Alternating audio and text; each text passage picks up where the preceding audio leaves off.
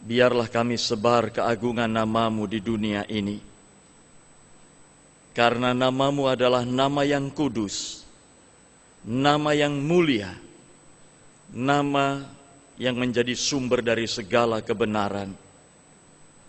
Bapa, ada begitu banyak hal dalam kehidupan ini yang membuat kami menistakan nama-Mu, menyebut nama-Mu dengan tidak menghargai kuasa dan kemuliaan-Mu. Jauhkanlah kami dari itu.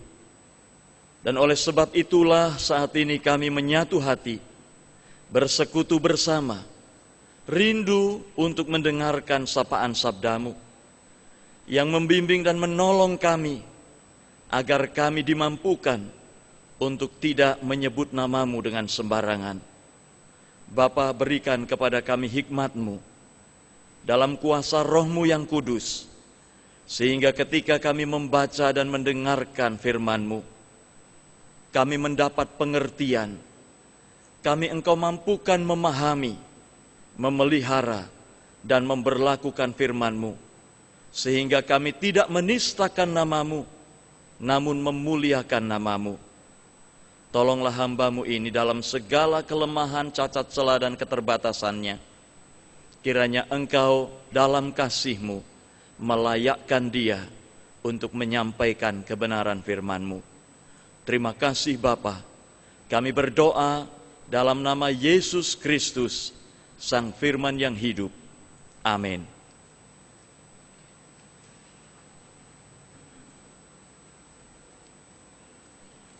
Saudara-saudaraku yang dikasihi Tuhan, bagian Alkitab yang akan kita baca pada hari ini, bagian yang sangat pendek, terambil dari Keluaran 20 ayat yang ke-7. Keluaran 20 ayat yang ke-7, mari kita baca bersama-sama. 3, 4. Jangan menyebut nama Tuhan Allahmu dengan sembarangan, sebab Tuhan akan memandang bersalah orang yang menyebut namanya dengan sembarangan. Demikianlah firman Tuhan. Berbahagialah setiap kita yang mendengarkan, memelihara, dan melakukan dalam kehidupannya. Haleluya.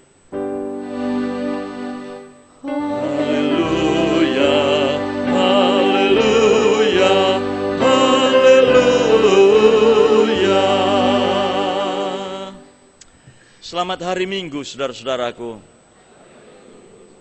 Saya yakin dan percaya saudara datang ke tempat ini, ke tempat ibadah ini dengan hati penuh sukacita oleh karena kasih setia dan pemeliharaan Tuhan.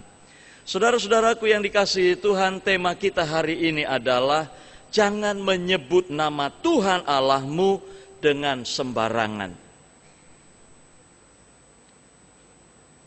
Pernahkah kita menyebut namanya dengan sembarangan, saudara? Sering? Ya. Saudara tentu mengenal ungkapan yang sangat terkenal. What is in a name? Tahu itu ya? Siapakah yang bertanya, what is in a name? Apa arti sebuah nama? Ada apa di dalam atau di balik nama? Kalau tidak salah Shakespeare itu ya yang mengatakannya ya. What is in a name? Apa arti sebuah nama? Saudara, jika saya menyebutkan nama-nama tertentu, saya yakin dan percaya nama-nama yang saya sebutkan itu bagi saudara punya nilai, punya makna tersendiri.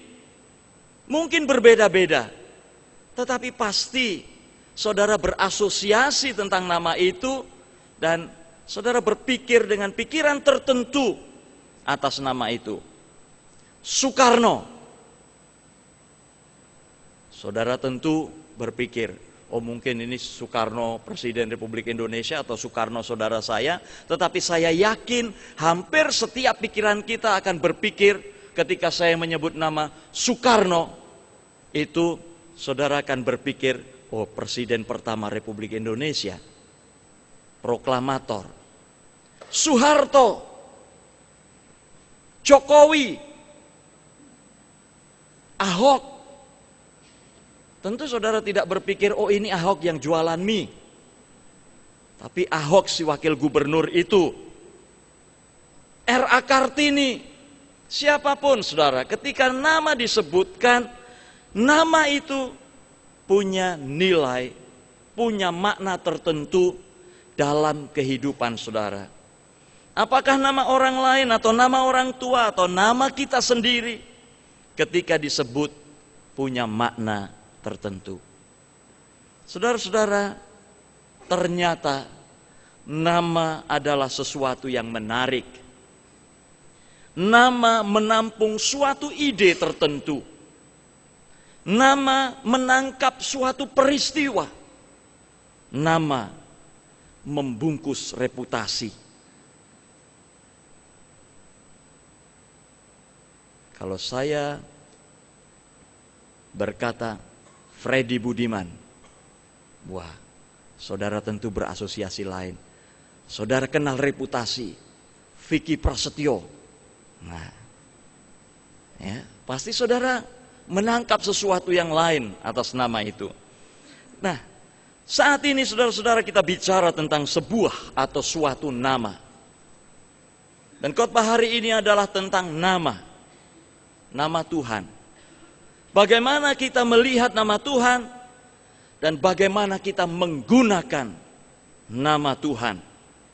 Keluaran 20 ayat 7 yang kita baca bersama tadi berkata, jangan menyebut nama Tuhan Allahmu dengan sembarangan, sebab Tuhan memandang bersalah orang yang menyebut namanya dengan sembarangan. Saudara-saudara, mari terlebih dahulu kita melihat latar belakang dari perintah ini. Dalam Keluaran 3, saudara-saudara, ayat 13 sampai 15, ketika Musa di padang rumput di Gunung Horeb menggembalakan kawanan domba mertuanya yang bernama Yitro, Musa melihat ada semak yang terbakar. Dia melihat ada semak yang terbakar. Dia tertarik, kenapa semak itu terbakar, yang lain tidak terbakar. Lalu dia mendekat ke sana. Dan ternyata ketika dia melihat dengan teliti, semak yang dia pikir terbakar itu memang menyala tetapi tidak terbakar. Menyala tetapi tidak terbakar. Aneh ini. Dan ketika ia mendekat, saudara-saudara, Tuhan mulai berbicara dengannya. Apa yang Allah lakukan? Allah memperkenalkan siapa dirinya dan mengungkapkan kepada Musa siapa namanya. Mari kita baca Keluaran 3 ayat 13 sampai 15. Demikian apa yang dikatakan di sana. Lalu Musa berkata kepada Allah, ketika Allah memanggil Musa untuk memimpin bangsa Israel itu. Tetapi apabila aku mendapatkan orang Israel dan berkata kepada mereka, Allah nenek moyangmu telah mengutus aku kepadamu, dan mereka bertanya kepadaku, bagaimana tentang namanya? Apakah yang harus kujawab kepada mereka? Firman Allah kepada Musa, aku adalah aku. Lagi firman-Nya, beginilah kau katakan kepada orang Israel itu, akulah aku, telah mengutus aku kepadamu. Selanjutnya berfirmanlah Allah kepada Musa, beginilah kau katakan kepada orang Israel, Tuhan, Allah nenek moyangmu, Allah Abraham, Allah Ishak dan Allah Yakub, telah mengutus aku kepadamu. Itulah namaku untuk selama-lamanya, dan itulah sebutanku turun-temurun. Saudara-saudaraku, ada sesuatu yang menarik di sini, yaitu kata Tuhan. Saudara, kata Tuhan dalam Perjanjian Lama sering dicetak dengan huruf kapital,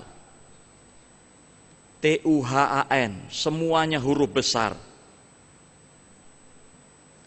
Kata Tuhan dengan huruf kapital ini, saudara-saudara, mau memberitahu kita bahwa jika kita membaca bahasa Ibraninya, kita akan hanya menemukan 4 konsonan, 4 huruf mati saja, yang adalah YHWH.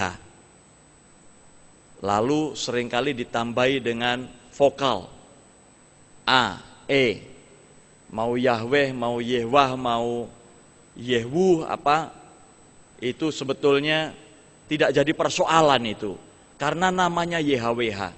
Tetapi maknanya adalah aku adalah aku.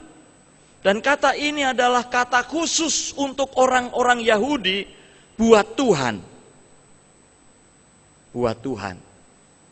Itu adalah nama khusus yang mereka punya untuk Tuhan. Seperti saya, mungkin kalau di rumah saya dipanggil Yan gitu. Tapi di lingkungan teman-teman saya, Nu. Ketika orang tanya, itu sebenarnya yang mana sih? Itu loh, Yanu yang anaknya si A itu gitu. Kira-kira. Di lingkungan keluarga saya dipanggil Yan. Di lingkungan orang-orang lain lebih mengenal saya Nu gitu. Kira-kira seperti itu. Nah, saudara-saudara, lalu apakah Tuhan menyebut namanya secara harafiah? Itu pemahaman Israel. Tetapi ketika Musa bertanya bagaimana tentang namanya, dia berfirman, aku adalah aku. Siapa? Ya, aku adalah aku. Tuhan yang memperkenalkan dirinya itu adalah Tuhan yang berinisiatif, yang berkehendak melepaskan Israel dari cengkeraman Mesir, sehingga ia memanggil Musa untuk dipakainya menjadi pemimpin. Tetapi Musa ragu, bagaimana nanti kalau orang tanya, siapa yang menyuruhmu, siapa yang mengutusmu? Nanti mereka pikir aku berani-berani mengatakan Allah akan membebaskan kita, atau kita akan dibebaskan dari Mesir. Siapa yang mengutus? Bagaimana kalau mereka tanya tentang namanya siapa? Tuhan katakan, aku adalah aku. Jadi saudara-saudara, Tuhan sedang menyatakan bahwa sejak ia memperkenalkan namanya, sejak itu pula ketika umat menggunakan namanya atau menyebut namanya, mereka harus mengerti bahwa nama itu bermakna sesuatu. Apa maknanya bagi Israel? Oh, pembebas yang berinisiatif membebaskan Israel dari cengkeraman Mesir. Dan ini berarti Dia adalah Allah yang dapat diketahui sifat serta bagaimana Dia bertindak di masa depan untuk membebaskan Israel dari Mesir. Latar belakang yang kedua, saudara-saudara, dari Keluaran 9 ayat 16. Keluaran 9 ayat 16 itu berkata begini, akan tetapi inilah sebabnya aku membiarkan engkau hidup, yakni supaya memperlihatkan kepadamu kekuatanku dan supaya namaku dimasyurkan di seluruh bumi. Saudara, ketika aku adalah aku mengatakan ini kepada Musa, situasinya sudah sangat berbeda. Musa sudah dipanggil oleh Allah untuk menjadi agen Allah dalam menyelamatkan umatnya. Dia sudah memimpin Israel.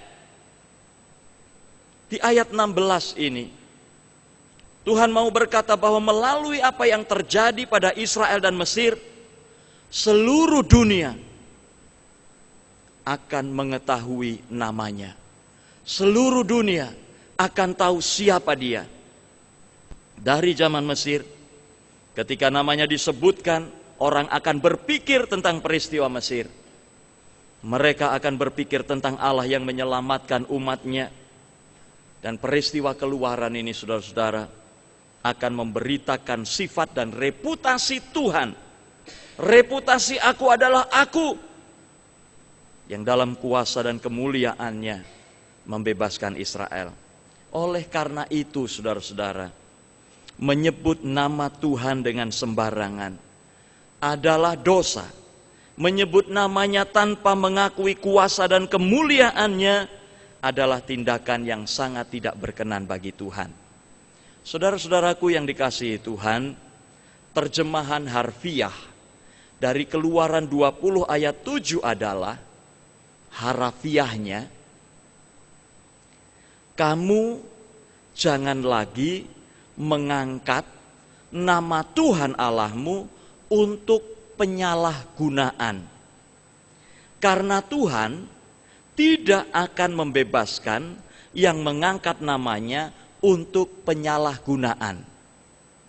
LAI menerjemahkannya, jangan menyebut nama Tuhan Allahmu dengan sembarangan. Karena Tuhan akan menghukum mereka yang menyebut namanya dengan sembarangan itu. Nah, saudara-saudara, kata sembarangan yang diterjemahkan oleh LAI ini bisa diartikan juga menyalahgunakan.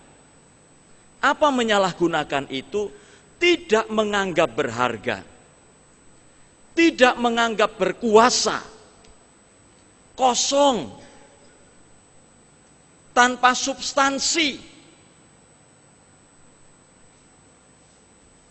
Contohnya apa, saudara? Adakah Bapak Ibu di sini yang pegawai negeri atau dokter atau pejabat pemerintahan? Biasanya pejabat ini ya. Pejabat itu selalu menjalani apa yang namanya mengucapkan sumpah jabatan pada awal dia menjabat. Betul, saudara-saudara ya. Lalu di atas kepalanya akan ditaruh begini. Kalau dia orang Kristen Alkitab, kalau dia Islam Al-Quran dan seterusnya. Lalu akan diucapkanlah sumpah jabatannya. Kata-kata pertamanya adalah demi Allah misalnya, atau demi Tuhan, atau demi siapa yang sangat dipercayai sebagai yang paling berkuasa. Saya akan menjalankan tugas dan tanggung jawab saya, jabatan saya dengan ini. Itu di awal dia menjabat. Mestinya saudara-saudara, apa yang diucapkannya itu dipegang teguh karena ini janjinya di hadapan otoritas yang paling tinggi di dalam hidupnya.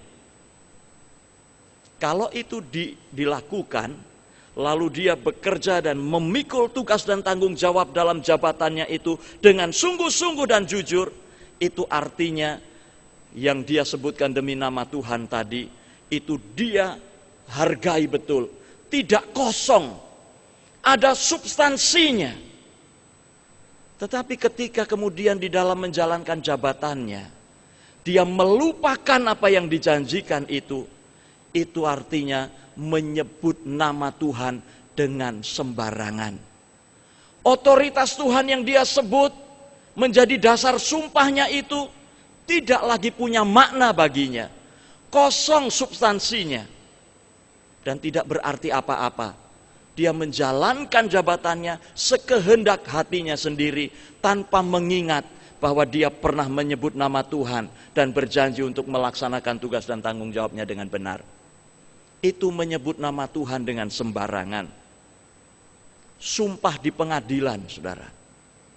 Bukankah begitu juga seorang saksi atau seorang terdakwa atau siapa ketika akan memberikan kesaksian, dia disumpah dulu akan memberikan keterangan yang benar.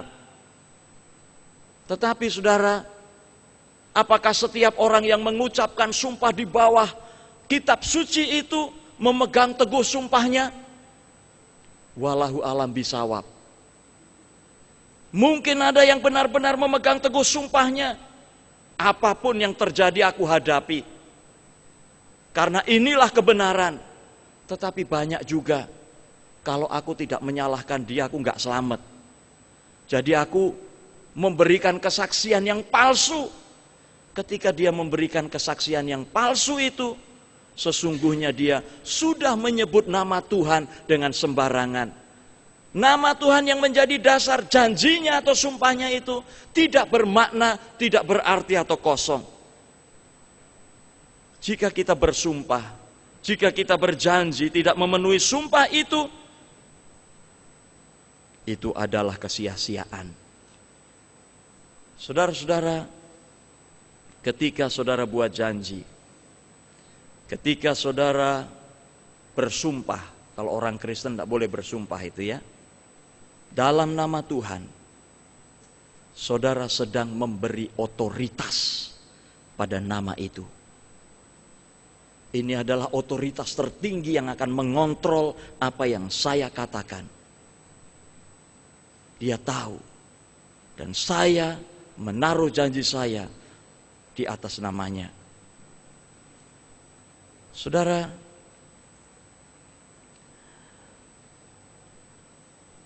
saudara ingin mendengar janji itu, dan ketika saudara mengucapkan janji itu, saudara sebenarnya sedang bersungguh-sungguh dan di luar bayangan keraguan. Ketika saudara berjanji demi nama Tuhan itu, tetapi ketika saudara tidak melakukannya, nah itu baru kosong itu, menyebut nama dengan sembarangan. Mari kita perhatikan Daud juga, saudara. Daud pernah ketika didatangi Nathan, ditunjukkan kesalahannya. Alkitab kita memberi kesaksian Daud marah sekali. Lalu dia katakan, demi nama Tuhan, orang yang melakukan seperti itu harus dihukum mati. Demi nama Tuhan. Saudara, dengan menyebut atau menggunakan nama Tuhan, ia menekankan bahwa ia telah mengikat dirinya sendiri untuk menghukum pelakunya. Itu kan? Demi nama Tuhan, orang yang seperti itu harus dihukum mati. Dan itu berarti sesungguhnya dia tahu bahwa jika dia tidak menjaga sumpah ini, dia telah menggunakan nama Allah dengan sia-sia, dengan sembarangan, dengan kosong, tanpa menganggap Allah berkuasa. Dan ini pernah dilakukan oleh Daud. Lalu cara lain menyalahgunakan nama Tuhan. Saudara pernah disakiti hati saudara oleh orang lain? Atau merasa sakit hati? Mungkin. Lalu apa yang dilakukan? Banyak orang, saudara-saudara, di luar sana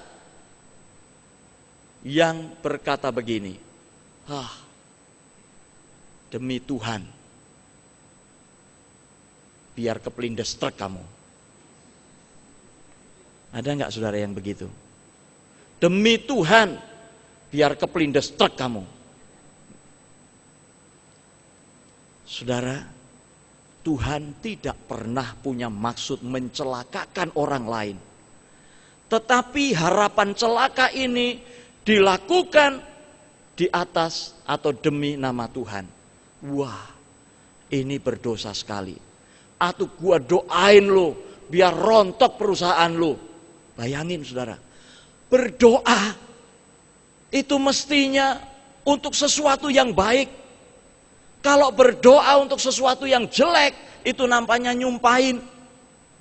Nah, seringkali orang mengatakan, gua doain lu, rontok perusahaan lu, kacau keluarga lu, gagal nikah lu, dan seterusnya. Doa itu selalu dalam nama Tuhan. Ini menyalahgunakan nama Tuhan, menyebut namanya dengan sembarangan. Lalu menggunakan nama Tuhan untuk memvalidasi, saudara, tindakan tertentu yang sebenarnya bukan dari Tuhan. Misalnya, kita datang ke orang sakit, lalu kita bilang ke dia, kemarin aku dengar Tuhan berkata, kamu pasti sembuh. Kamu pasti sembuh. Tuhan berkata kepadaku, kamu pasti sembuh. Padahal sebenarnya dia tidak mendengar apa-apa. Dia tidak juga dibisiki di dalam hatinya bahwa saudara yang ditengoknya itu akan sembuh. Akhirnya seminggu lagi tidak sembuh. Itu namanya menggunakan nama Tuhan, memvalidasi apa yang dia katakan atas nama Tuhan, seakan-akan dia orang yang begitu dekat dengan Tuhan, mencuri kemuliaan Tuhan. Itu menyalahgunakan nama Tuhan dan menyebut nama Tuhan dengan sembarangan. Dan ini banyak dilakukan oleh nabi-nabi palsu di Israel. Seperti Hananya ketika bertentangan dengan Zefanya. Hananya mengatakan, oh Israel hanya akan ada di pembuangan selama 2 tahun. Tahun berikutnya kita akan bebas. Padahal Tuhan berkata pada Zefanya, no, Israel akan ada di pembuangan 70 tahun. Saudara, ada begitu banyak cara kita untuk menyalahgunakan nama Tuhan. Tetapi bukan itu yang dikehendaki Tuhan. Tuhan Yesus mengatakan kepada kita dengan firman yang begitu indah. Matius 5 ayat 33 sampai 37. Inilah pegangan hidup orang Kristen. Kita tidak perlu bersumpah demi nama apapun juga. Jangan menyebut nama Tuhan dengan sembarangan, dan Tuhan Yesus Kristus, Juru Selamat kita itu, memberitahukan apa esensi yang ada di dalamnya. Matius 5 ayat 33 sampai 37. Kamu telah mendengar pula yang difirmankan kepada nenek moyang kita. Jangan bersumpah palsu, melainkan peganglah sumpahmu di depan Tuhan. Tetapi aku berkata kepadamu, janganlah sekali-kali bersumpah, baik demi langit karena langit adalah tahta Allah, maupun demi bumi karena bumi adalah tumpuan kakinya, ataupun demi Yerusalem karena Yerusalem adalah kota raja besar. Janganlah juga engkau bersumpah demi kepalamu, karena engkau tidak berkuasa memutihkan atau menghitamkan sehelai rambut pun. Jika ya, hendaklah kamu katakan ya. Jika tidak, hendaklah kamu katakan tidak. Apa yang lebih daripada itu berasal dari si jahat. Biarlah apa yang menjadi firman Tuhan ini menjadi pegangan kehidupan kita. Menjadi pribadi yang jujur di hadapan manusia dan di hadapan Tuhan. Jangan menyebut namanya dengan sembarangan. Tuhan memberkati firman-Nya. Tuhan memberkati kita semua. Amin.